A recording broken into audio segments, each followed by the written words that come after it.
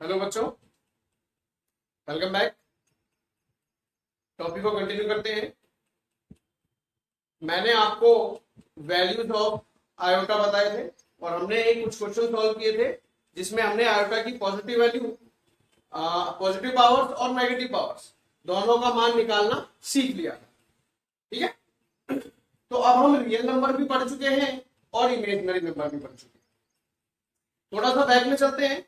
Imaginary numbers आपको मैंने बताया था किस तरह से आए थे। हमने एक इक्वेशन ली थी एक्स स्क्वायर प्लस 1 बराबर जी, एक क्वाड्रिक इक्वेशन है। आपसे कहा जाए इस इक्वेशन को सॉल्व कीजिए तो आप क्या करेंगे, x square is equal to -1, x बराबर प्लस माइनस अंडर रूट -1। कैसा नंबर आ गया, अंडर रूट के अंदर क्या आ गया, माइनस, और हम जानते हैं अंडर रूट के अंदर माइनस नहीं आना चाहिए, तो हमने इसको एक सिंबल दे दिया। हमसे मतलब जिन्होंने इसको सॉल्व किया था,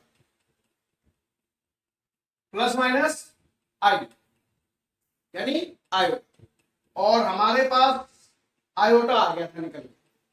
ठीक है, यानी हमें वैल्यू क्या पता चली थी कि जहां भी अंडर रूट -1 आता है उसकी जगह हमें आयोटा लिखना है। कोई दिक्कत नहीं है। फिर हमने एक दो क्वेश्चन और करे थे, जैसे x square minus 25 x square plus 25 बराबर 0।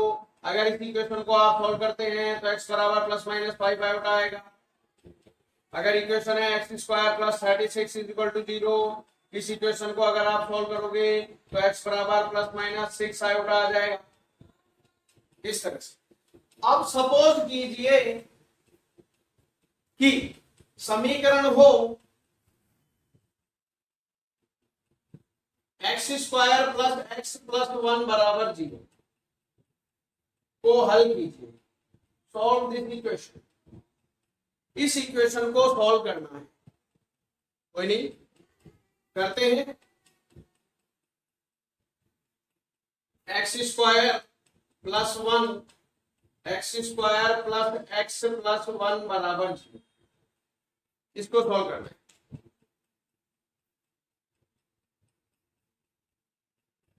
अब इसको सॉल्व करने के लिए गुणनखंड विधि आपने पढ़ी है।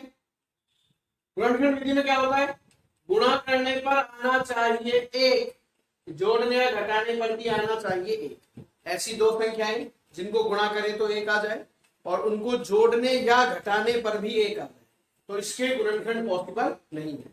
तो जब गुणनखंड नहीं होते हैं तो हमारे पास श्रीधराचार्य फॉर्मूला है, हम उसका यूज करते हैं। श्रीधराचार्य फॉर्मूला क्या होता है, श्रीधराचार्य विधि से सूत्र लिख देता हूं, आप सबने पढ़ा भी है। x बराबर minus B plus minus under root B square minus 4ac upon में 2। ये श्रीधराचार्य सूत्र है। इसमें a होता है एक्स स्क्वायर का गुणांक यानी 1, b होता है x का गुणांक 1, c होता है x। a की वैल्यू, b की वैल्यू, c की वैल्यू हमने इक्वेशन से निकाल दी, ये इसमें रखते हैं। x बराबर minus B plus minus under root B का स्क्वायर यानी 1 का स्क्वायर माइनस 4, a की जगह 1, c की जगह 1 अपॉन में 2a। x बराबर -1 plus minus under root 1 minus 4 बटे में आ गया 2। x बराबर -1 plus minus under root -3 upon में आ गया 2। 1 में से 4 घटाऊंगा -3। x बराबर -1 प्लस माइनस, अब देखो आपको यहां से ये तो पता चल ही गया होगा कि ये काल्पनिक मान आ रहा है, ये वाला अंडर रूट के अंदर क्या आ रहा है -3। ठीक है, काल्पनिक मान है, आयोटा की फॉर्म में लिख रहा हूं तो क्या करेंगे, माइनस को हटा देंगे और आयोटा लगा देंगे, यानी ये हो जाएगा अंडर रूट 3 आयोटा बटे में 2। ठीक, अब आप अलग अलग कर दो। x बराबर माइनस का 1 बटे 2, जो हर में संख्या है 2 उसको अलग अलग कर रहा हूं, -1 के बटे में लिख दिया फिर plus minus under root 3 iota बटे में 2। अब आप ध्यान देना, यहां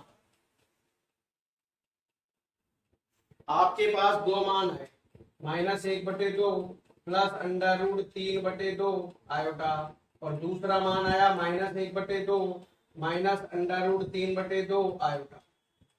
अब देखो भाई, हमने जब समीकरण सॉल्व की थी ये वाली, हमें सिर्फ एक ही संख्या मिली थी आयोटा, एक ही तो नंबर मिल रहा था, प्लस का आयोटा यानी प्लस का 5 आयोटा या माइनस का 5 आयोटा, प्लस का 6 आयोटा या माइनस का 6 आयोटा, प्लस का आयोटा या माइनस का आयोटा। ठीक है, यहां जब हम समीकरण को सॉल्व करते हैं तो हमें दो नंबर्स मिल गए। ये कैसा है? Real number. ये कैसा है? इमेजिनरी। समझ गए? ठीक है, दोनों के बीच में किसका चिन्ह है? प्लस का चिन्ह। अब देखो, हमने ये तो पढ़ा है रियल और रियल। ठीक है, सपोज करो जैसे 5 + 2, बिल्कुल आप जोड़ सकते हो, कितना आ जाएगा? 7। 5 कैसा है? रियल। 2 भी कैसा है? रियल। तो कितना आ गया? 7। ये भी कैसा है? रियल। सपोज करो माइनस हो, 5 - 2, 5 रियल 2 भी रियल, दोनों को घटाओगे तो आ जाएगा 3, वो भी कैसा है? रियल। कोई दिक्कत नहीं आई ना। अब इमेजिनरी की बात करते हैं, 2 आयोटा प्लस 3 आयोटा, दोनों ही इमेजिनरी हैं, जुड़ जाएंगे, 2 और 3 5। इमेजिनरी और इमेजिनरी को ऐड करेंगे तो इमेजिनरी आ रहा है। 3 आयोटा -2 आयोटा, अगर इनको सब्ट्रैक्ट करते हैं, माइनस करते हैं तो आयोटा आ गया, ये भी इमेजिनरी है। लेकिन ये क्या है? रियल। और ये क्या है? इमेजिनरी। बीच में किसका साइन है? प्लस। ठीक है, तो ये इस तरह से हो गए कि एक तो हो गया एप्पल और एक हो गया ऑरेंज। ये एप्पल हो गया और ये ऑरेंज हो गया, दोनों ही कैसे हैं? अलग अलग।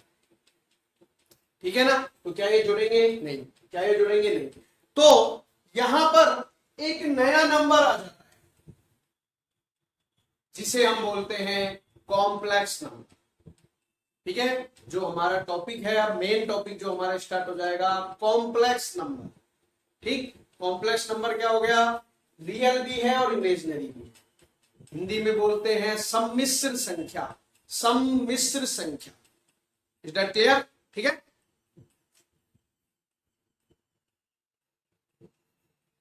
ठीक है, तो हमने क्या बताया? मैंने कॉम्प्लेक्स नंबर।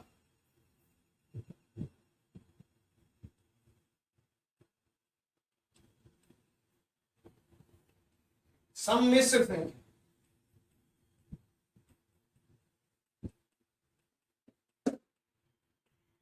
ठीक, तो कॉम्प्लेक्स नंबर, यहां आपको तो एक इक्वेशन आपने सॉल्व की। ठीक है, इस इक्वेशन को जब आपने सॉल्व किया तो आपको इस तरह से वैल्यू मिली, जिसमें रियल नंबर भी था और इमेजिनरी नंबर भी था। तो इसका मतलब यानी कि जो हमें एक बड़े सेट की जरूरत पड़ी है, हमें एक बड़ा समुच्चय चाहिए। हमने देखो, जब हमने 10th तक हमने पढ़े थे, तो जो सबसे बड़ा समुच्चय संख्याओं का हमारे पास आया था वो आर आया। 10th तक हमारे पास सबसे बड़ा जो समुच्चय आया था वो आया था आर, यानी रियल नंबर्स। ठीक है, हम ये जानते थे कि ये जो आर है इसमें सारी संख्याएं हैं। ठीक है, जितनी भी संख्याएं हैं अनंत तक, अनगिनत संख्याएं, वो सब किसमें आ गई? आर में, रियल नंबर्स। ठीक है, यानी हम ये मानते थे कि जो सबसे बड़ा समुच्चय है वो रियल नंबर्स है। ठीक, 10 से अब हम 11th में आ गए। ठीक, तो अब हमें, जैसे कि मैंने आपको बताया, एक इक्वेशन ली थी, एक तो x² + 36 = 0, उसको आपने सॉल्व कर दिया। एक मैंने ली x² - 36 = 0, तो हम अटक गए, हमें ये मिल गया। और जितने भी रियल नंबर्स थे, जितने भी, उसमें ये हमें नहीं मिला। मिला था क्या रियल नंबर्स में? नहीं मिला। ठीक, तो इसका मतलब रियल नंबर से जो हमें चाहिए था वो हमें नहीं मिल सका, यानी रियल नंबर सफिशिएंट नहीं थे। फिर क्या किया? जो हमारे गणितज्ञ हैं, उन्होंने और इसको सॉल्व किया और एक नया नंबर दे दिया, क्या 6/7। तो हमें एक और नंबर मिल गया, यानी हमें इमेजिनरी नंबर्स मिल गए। रियल अलग हो गए, हमें एक नंबर और मिल गया, कैसे? Imaginary number. ठीक, हमें इमेजिनरी नंबर मिल गए जिनमें आयोटा था। तो ये हमारी प्रॉब्लम सॉल्व हो गई। फिर हमने वापस से इक्वेशन को सॉल्व किया, अब उसमें दोनों ही आ गए, ये अलग थे और ये अलग थे। रियल को अलग कर दिया, इमेजिनरी को अलग कर दिया। ठीक, कोई परेशानी नहीं। लेकिन अब जब हमने सॉल्व किया तो हमें एक ऐसा सॉल्यूशन मिला जिसमें दोनों ही एक साथ आ रहे हैं, दोनों के बीच में प्लस का साइन, दोनों के बीच में माइनस का साइन। तो हमें एक नए सेट की जरूरत पड़ी और उस सेट को क्या कहा गया? Complex number. ठीक है, यानी कि अब जो सबसे बड़ा सेट है वो क्या है? कॉम्प्लेक्स नंबर, सम्मिश्र संख्या। तो सम्मिश्र संख्या के बारे में अगर हम डेफिनेशन की बात करते हैं तो क्या बनती है? देखो,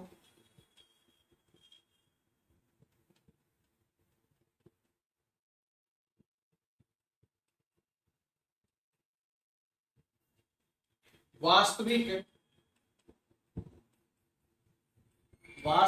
एवं काल्पनिक, वास्तविक एवं काल्पनिक संख्याएं मिलकर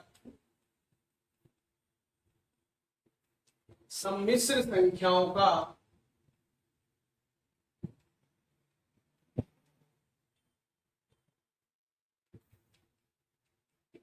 निर्माण करती। ठीक है, वास्तविक और काल्पनिक, जैसे मैंने अभी आपको बताया था, वास्तविक और काल्पनिक संख्याएं मिलकर सम्मिश्र संख्याओं का निर्माण करती हैं। यानी अब जो हमारा सबसे बड़ा सेट हो गया वो कॉम्प्लेक्स नंबर का हो जाएगा। ठीक है, किसी एक सम्मिश्र संख्या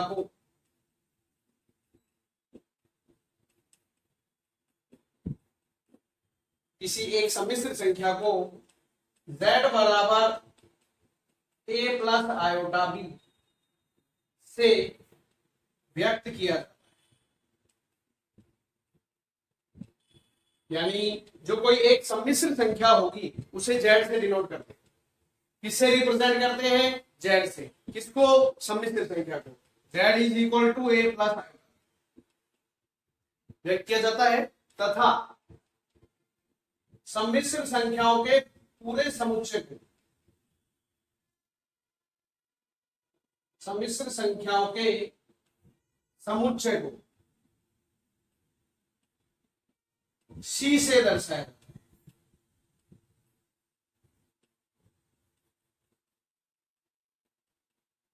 यानी कि जो पूरा का पूरा ग्रुप है, जैसे आर में क्या होता है? सभी वास्तविक संख्याएं, ऐसे ही सी में सभी सम्मिश्र संख्या।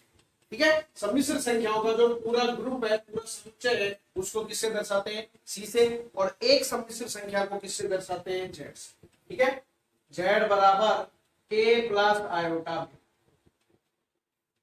जहां ए जो होता है, ए है रियल पार्ट ऑफ जेड। ए क्या है? जेड का वास्तविक भाग। यानी ए जो होगा वो खुद में एक वास्तविक संख्या ही होगी ए। ठीक है, अकेला है ए, ए के साथ कोई आयोटा नहीं है, इसलिए ए क्या है? वास्तविक भाग। इसे हम लिखते हैं रियल पार्ट ऑफ जेड। कैसे बोलेंगे? Real part of Z. और बी जो होता है, बी किसके साथ आ रहा है? आयोटा के साथ। तो ये होता है जेड का काल्पनिक भाग, imaginary part of Z, Z का काल्पनिक भाग। ठीक है, ए रियल पार्ट और बी इमेजिनरी पार्ट। सपोज कीजिए आपको कोई सम्मिश्र संख्या दी गई है 3 + 4 है। ठीक है, तो एक बार समझ लो, सम्मिश्र संख्या 3+ यानी वास्तविक संख्या जैसे 3, ये कैसी संख्या है? वास्तविक। 4, ये कैसी संख्या है? काल्पनिक। दोनों के बीच में अगर प्लस का चिन्ह आ जाए या दोनों के बीच में माइनस का चिन्ह आ जाए तो ये जो संख्या आपको प्राप्त होती है ये कहलाती है सम्मिश्र संख्या, कॉम्प्लेक्स नंबर। ठीक है, क्या कहलाती है? सम्मिश्र संख्या। ठीक है, इनको आपको पता ही है, एक एप्पल है और एक ऑरेंज है, ना तो ये जुड़ सकते हैं ना ये घट सकते हैं, दोनों अलग अलग हैं। ठीक है, ये एक वास्तविक है एक काल्पनिक है, ना जुड़ेगी ना घटेगी। तो हमें एक नई संख्या मिल गई जिसे हम बोलते हैं सम्मिश्र संख्या। किससे रिप्रेजेंट करते हैं? जेड से। Z equal to A plus iota B. A होता है रियल पार्ट और बी होता है इमेजिनरी पार्ट। अब जैसे ये मैंने एक संख्या लिखी 3 + 4 आयोटा, इसमें आपसे मैं पूछूं ए का मान और बी का मान बताइए, तो ए तो हो गया 3 और बी हो गया 4। आयोटा को नहीं लेना, आप कंपेयर करो। ए की जगह जब आप 3 रखोगे और बी की जगह जब आप 4 रखोगे तो ही ये क्या बनेगी? सम्मिश्र संख्या। ठीक है, होने को तो बी भी एक रियल नंबर ही है, ए और बी है रियल ही। ठीक है ना, दोनों को आप जानते हो, 3 को भी आप जानते हो, 4 को भी आप जानते हो। ठीक है, लेकिन 4 आ किसके साथ रहा है? आयोटा। जब 4 आयोटा के साथ है, भाग की बात, ये लिखा क्या है? वास्तविक भाग है और वो काल्पनिक भाग है। ठीक है, और देखो -3 - 2 आयोटा, इसमें ए की वैल्यू -3, बी की वैल्यू -2। चिन्ह का ध्यान रखना है, इसमें हम बीच में प्लस का चिन्ह लेके चलते हैं। ठीक है, और देख लो ये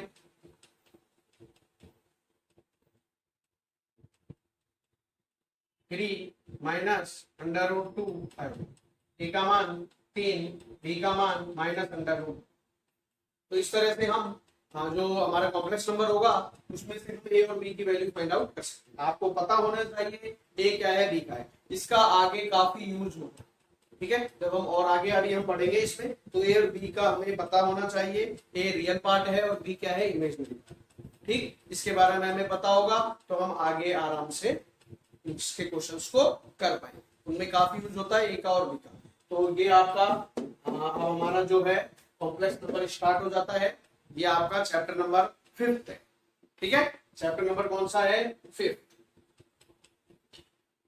अब हमने यहाँ से एंट्री कर ली है इसमें कॉम्प्लेक्स नंबर, चैप्टर का नाम है कॉम्प्लेक्स नंबर। आपको बता दिया मैंने, कॉम्प्लेक्स नंबर वास्तविक और काल्पनिक संख्या जिसमें होंगी वो कॉम्प्लेक्स नंबर।